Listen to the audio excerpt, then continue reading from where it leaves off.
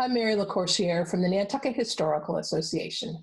And today I wanted to do a shout out to our friends in Florida and have a project that we could do because I think these are materials that you have around and we have them here as well.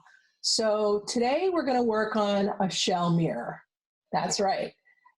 We love those shell mirrors. They're everywhere. We teach it at the 1800 house and everybody loves to use all those giant shells and to use beach junk and things that they find and all their treasures and create something really wonderful. Today I'm going to sort of demystify that entire project and show you how to approach it, take the fear out of it, because some of the projects that we've seen are so incredibly beautiful, you think there's no way I can do that, but you can. But today I just wanted to say I'm joined here today by Mr. Rogers here on my button. I don't know if you can see that, but it says be kind. And next to him is Nantucket Millie. They were neighbors in Nantucket here on Nantucket. And so I've asked them to join us today just for a little bit of support. The first thing I'm going to show you some tools, some composition, and basically how to construct it so that it sort of takes the ominous, the big thing out of it, because it just looks like a lot of work. But it's really a lot of fun, and it's a great way to use all those things that you found in your travels, treasures that you have around, as well as all the things that you find on the beach. So I'm actually today using some small frames. The frames you can use, you can recycle something that you have. You can always just put a little quick coat of paint on it and freshen it up. But before you do anything, I always cover my glass or my mirror because honestly, I don't want to be looking at myself the entire time I'm working. So I cover that just to protect that. But then you really do want to put your hanger on the back before you start, because it's literally impossible to turn this mirror over after you're finished with all the stuff that will be on it. On this particular one, this is kind of a nice thing to do, especially if you decide to give it as a gift, is I ran a little bead of glue around with a paintbrush, and then I laid a piece of paper on top and just sort of pressed it down. And once it was dry, I just cut it around the edge. So it makes a really nice back. And the back should be as good as the front, shouldn't it? Yeah. So anyways, there's the hanger. It's all ready to go. And I'm just going to set that aside. So make sure you do that first. I want to show you a few tools that I use to make this pretty simple. So I've got a frame here. This is actually a picture frame. It's about 5x7 opening. But here's my little handy dandy little bin of tools that I want to keep close. So I have a piece of wax paper on a clipboard that I put down for my palette. And the glue I'm going to use is tacky glue. It's really strong. It works for a lot of great things. And it's really good for gluing shell to wood. I never cut the top off because after a few uses, it's just nothing but a hot mess and it doesn't work. So I always just open it up. If I had opened it up before, I would open this up and I would pour it out. And I tend to keep it upside down in my cup so that when I open it up, I don't have to sit here and go like this. So if I had something to open it, I would. But anyways, you get the idea. So I put it on my palette, and then to apply glue to my my shells, I use a variety of things. I use a toothpick. Toothpick, it works really well. I use some, what are these? These are tweezers. Yeah. So these are really good, especially if you have a small shell. You can pick up your small shell and dip it in your glue and put it down. And it kind of helps you get into some of these little spots. So that's that little tool. I have a brush because I also like to use a brush to apply the glue. Sometimes on the bigger shells, I can just brush it on here. And then I have a second brush. Okay, the second brush is so that when I apply some glue and I put it down on my surface, and then I move it around because the glue is really strong, but it will stay wet for a while so you can readjust things and move things as you put shells next to each other. I usually take just a plain brush and I come around the edge of it and clean the surface and clean also the shell, because the glue dries clear, but it will also be shiny. So I'm just going to take off that excess glue that's on my surface or on my shell so I don't have any bright spots. Okay, so that's that. And then actually the great thing is these are a pair of side cutters. So I'm going to show you how I'm going to use those, but basically you can take any shell and cut it sometimes you might want to cut the wings off a scallop, trim it up. A lot of things that you find on the beach junk, a lot of times will need to be trimmed up because you want it to fit in a certain way so you can cut around things. And the side cutters do a great job of that, okay? So that's all you need. It's really quite simple. So let's talk about composition. So the way that I start, a lot of times when we do shell mirrors, you can do shells in rows around and around repeated pattern, which is very time consuming, but it's also very effective. You can also just do big groupings and just have it sort of be a collection of all your things. But if you're going to do that, which is usually what people like to do, is I tend to either do a vignette at the top or on the corners or, you know, on the sides to sort of give me some anchor points. So let's start with this. I'm going to show you here. If I use, I'm going to make a little vignette out of these 3 little whelks that I've got.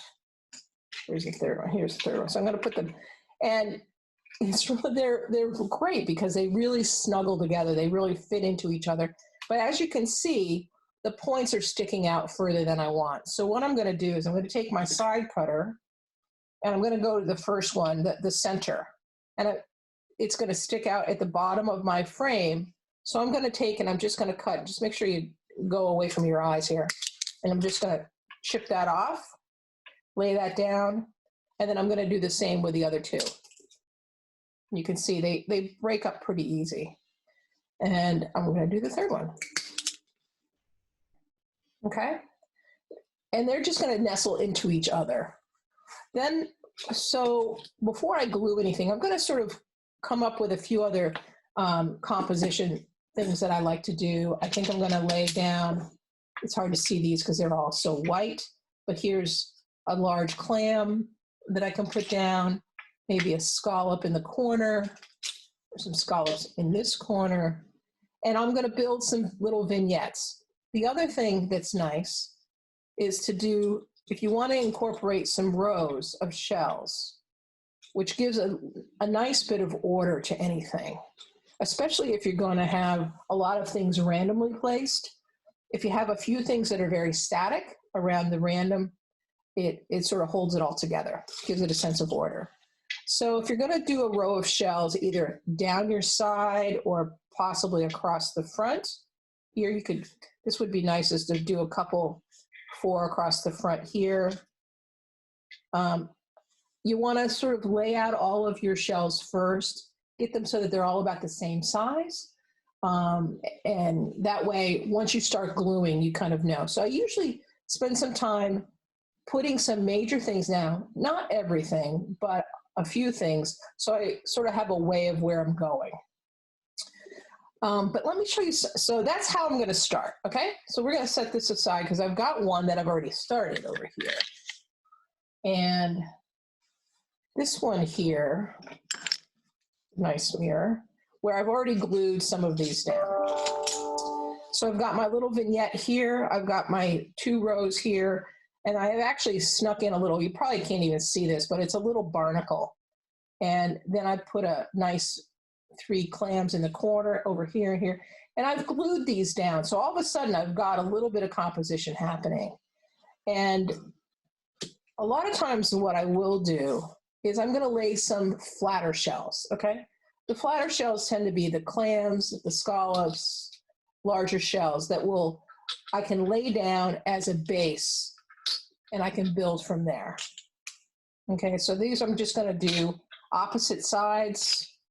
Here's a clam here, another clam here. So there's a couple different ways you can do this. So there's a nice, and if I glued all of this down, and then I could start to use some of my other shells and build around them, because what's going to happen is by laying a foundation, I actually have some things that I can tuck underneath and build on top. Like in here, you can see this. There, it's already got some dimension to it. And that's what makes a shell mirror so interesting, is it's got a lot of different things happening. It's got a lot of business going on, but it's also got texture and some volume to it. This is a drill shell. You can also just kind of tuck these pieces in here. So you can just keep building this any way you like. Another thing that's really fun to use is if you collect shells, which I know you do, you also collect rocks. This is can you see, it's a heart rock, kind of, but it's also a wish rock, so it's a double dip. And on a wish rock is a rock that's got a white band all the way around it. And a heart rock, well, if you've got a wish rock and a heart rock all together in the same thing, it doesn't get any better than that. And so go ahead and use these. You can just glue that down as the same. Now, the thing I'm going to say about the glue is this tacky glue is really, really strong. But if you look at the surface of a shell, there's not a whole lot of real estate for this glue to adhere and make contact with my surface. But it's a lot stronger than you think. So I usually would brush this on here, lay it down, and then I can arrange it and move it so that it fits in with the other shells that I want it to be with. But let it dry. Because, in a 15 minutes, you'll come back, it might move a little bit. You might need a little bit more glue, but honestly, you'd be amazed because this will actually hold. So as you can see, I just laid down a lot of stuff here, but all of this, just stuff. And I laid down 2 clams and then I laid something on top. So the other thing that's fun about the shell collection is I have a variety of things. So you can theme it by color. A lot of people like to do all white and then throw a little bit of color on top or some soft color. You can sort of approach it any way you like. But around here, and I think Florida is exactly the same, is there's beautiful things that wash up on the beach. And that's where a lot of us go out walking. And I spend more of my time bending over walking than I do actually walking.